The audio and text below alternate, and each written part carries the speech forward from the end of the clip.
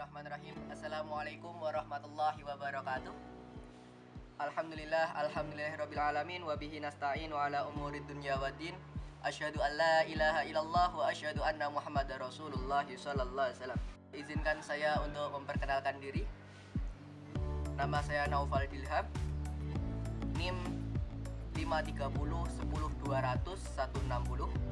Di sini saya akan menyampaikan sedikit materi tentang Khulafaur Rasyidin guna memenuhi tugas ujian tengah semester dasar dalam materi sejarah peradaban Islam klasik.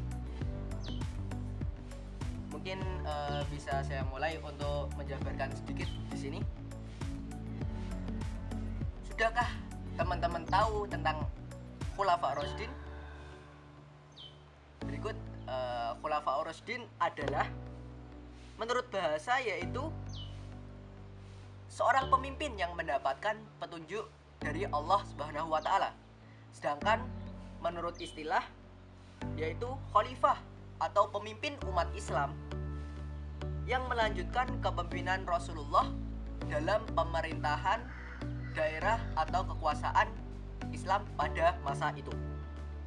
Setelah Rasulullah wafat atau meninggal dunia, tidak hanya sebagai seorang pemimpin, namun khalifah ini juga sebagai pengganti Rasulullah Shallallahu Alaihi Wasallam dalam mengambil keputusan dan memerintah kekuasaan Islam pada masa itu.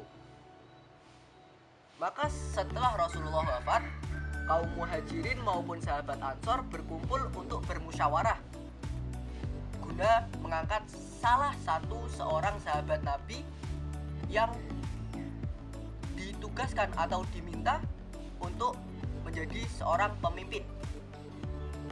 Pengangkatan seorang pemimpin didasarkan atas musyawarah secara demokratis.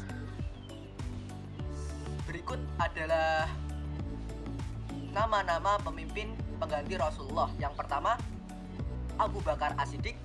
Yang kedua, Umar bin Khattab. Yang ketiga, Utsman bin Affan. Dan yang keempat adalah Ali bin Abi Thalib. Mungkin bisa dipahami dan dimengerti oleh teman-teman. Sesungguhnya sesudah Khalifah Ali bin Abi Thalib, seorang pemimpin yang memerintah kekuasaan Islam pada masa itu tidak bisa disebut sebagai khalifah. Karena apa? Setelah kepemimpinan Ali, kepemimpinan khalifah, kekhalifahan Islam itu menggunakan prinsip dasar keturunan atau kerajaan, bukan lagi menggunakan sistem demokrasi yang dijalankan saat memilih 4 khalifah sebelumnya, atau bisa kita kenal dengan istilah dinasti pada masa itu. Baik, di sini saya akan menjelaskan khalifah yang pertama, yaitu Abu Bakar As-Siddiq.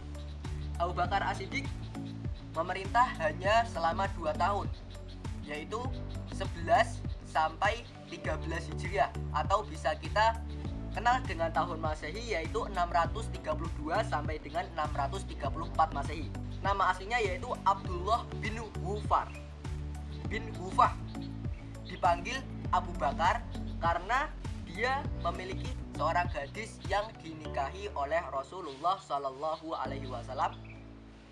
Dia termasuk asabiqunal awalun, yaitu orang yang pertama masuk Islam pada saat Nabi berdakwah pertama kali. Mendapatkan julukan As-Siddiq karena apa? Mungkin teman-teman sudah tahu. Di sini saya akan menjelaskan sedikit. Karena beliaulah yang pertama kali membenarkan adanya peristiwa Isra Mi'raj Nabi Muhammad pada saat itu. Di antara para sahabat Nabi Muhammad, dialah yang tertua dan yang paling dekat dengan Nabi Muhammad Sallallahu Alaihi Wasallam, dan umurnya hanya selisih 3 tahun dengan Nabi Muhammad. Karena itulah, melihat kedekatan Abu Bakar As-Siddiq dengan Nabi Muhammad Sallallahu Alaihi Wasallam, para sahabat menunjuk Khalifah Abu Bakar, sahabat Abu Bakar, untuk menggantikan posisi Nabi yang saat itu kosong, tidak ada kepemimpinan Islam sama sekali. Selama kepemimpinan Khalifah Abu Bakar As-Siddiq menorehkan beberapa prestasi yang gemilang. Yang pertama, menghadapi para pemberontak, menghadapi kaum-kaum yang tidak mau membayar zakat. Yang ketiga, menghadapi para nabi palsu yang saat itu memang sedang gencar-gencarnya setelah Nabi Muhammad meninggal. Dan yang terakhir, mengumpulkan tulisan Al-Quran menjadi satu kumpulan atau satu buku berkat usulan Umar bin Khattab pada masa jabatannya. Abu Bakar As-Siddiq meninggal pada usia 63 tahun.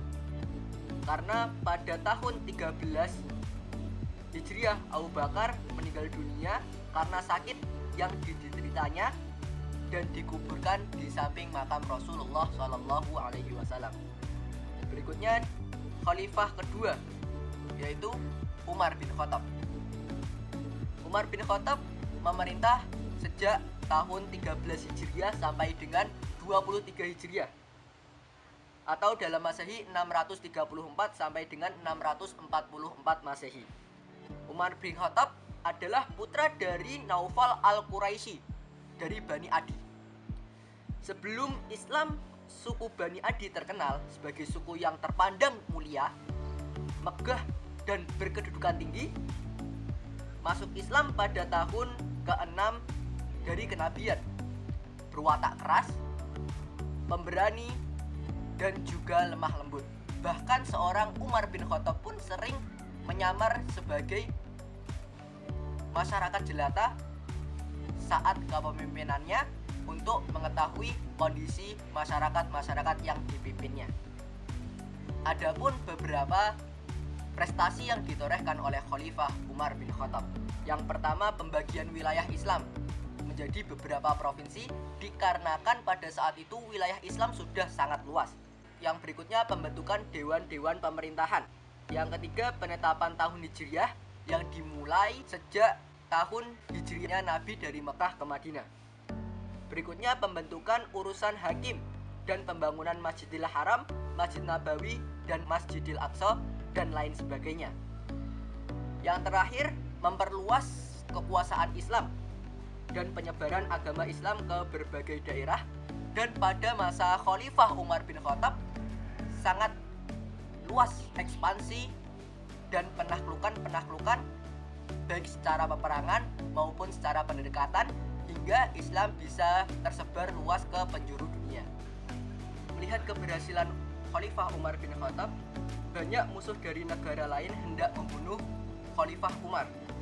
Maka seorang tahanan perang Nahawan yang bernama Fairuz atau Abu Lu'lu' dari bangsa Persia dan menjadi hamba sahaya atau budak dari Mughirah bin Syu'bah, sakit hati dan dendam kepada Khalifah atas hancurnya kekaisaran Persia pada saat itu. Maka pada suatu hari, tepatnya pada tahun 23 Hijriah, Khalifah Umar meninggal dunia karena dibunuh oleh Abu Lu'lu' pada sholat subuh berjamaah. Khalifah yang ketiga yaitu Utsman bin Affan. Khalifah Utsman bin Affan memerintah sejak tahun 23 sampai 35 Hijriah, atau dalam Masehi 644 sampai dengan 656 Masehi. Utsman bin Affan adalah putra Abdusyam bin Abdi Manaf, lahir pada tahun ke-5 di Mekah. Dia merupakan bangsa Quraisy yang sangat kaya raya namun sangat dermawan.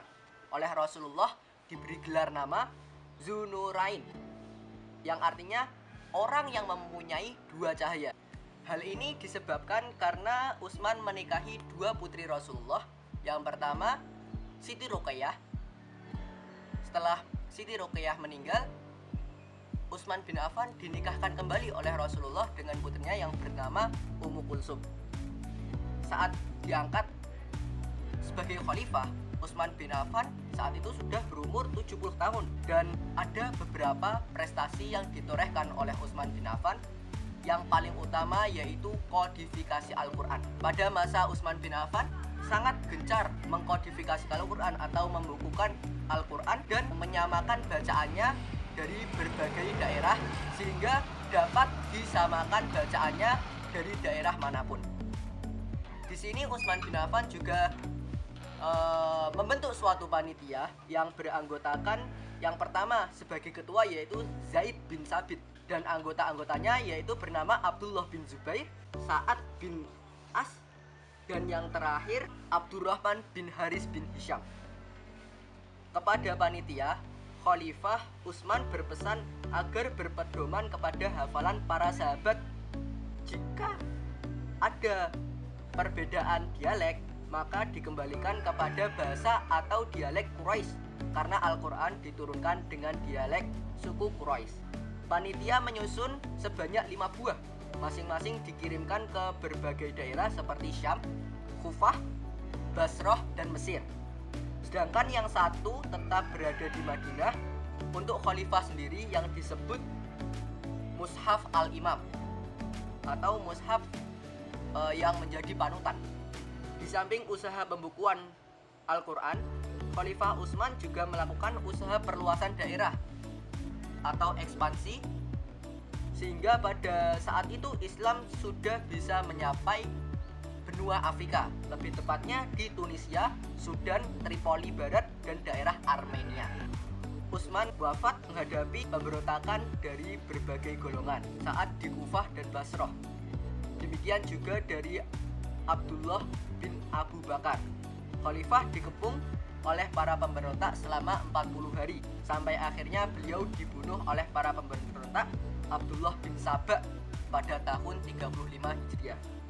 Yang terakhir yaitu Ali bin Abi Thalib. Ali bin Abi Thalib menjabat pada tahun 35 sampai 40 Hijriah atau 656 sampai 661 Masehi. Ali bin Abi Thalib adalah anak dari paman Nabi Muhammad SAW yang bernama Abu Thalib.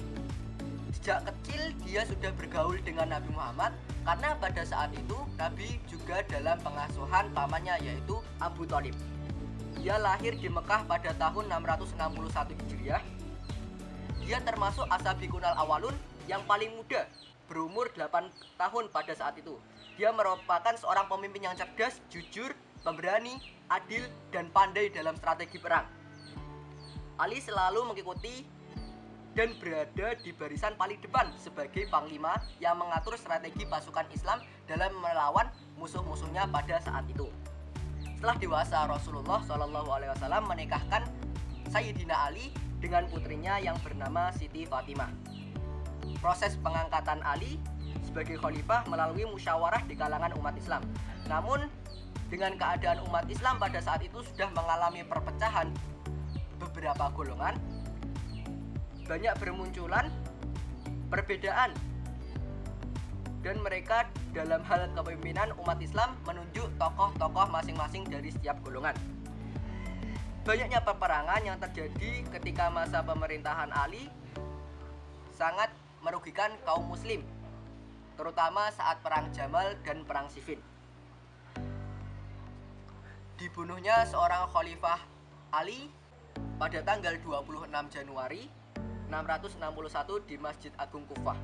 Ali yang pada saat itu umur 62 tahun atau 63, ada yang mengatakan seperti itu, meninggal karena luka-lukanya 2 hari setelah Abdurrahman bin Muljam memukul kepalanya dengan pedang yang dilapisi racun.